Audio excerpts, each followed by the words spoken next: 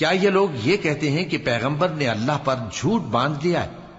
اگر اللہ چاہے تو اے نبی تمہارے دل پر مہر لگا دے، اور اللہ جھوٹ کو نابود کرتا ہے اور اپنی باتوں سے حق کو ثابت کرتا ہے۔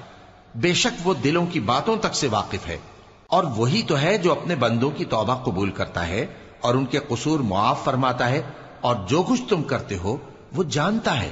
اور جو لوگ ایمان لائے اور عمل نیک کرتے رہے ان کی دعا قبول فرماتا اور ان کو اپنے فضل سے مزید عطا کرتا ہے، اور جو کافر ہیں ان کے لیے سخت عذاب ہے۔ اور اگر اللہ اپنے سب بندوں کے لیے رزق میں فراخی کر دیتا تو وہ زمین میں فساد کرنے لگتے، لیکن وہ جس قدر چاہتا ہے اندازے کے ساتھ نازل کرتا ہے۔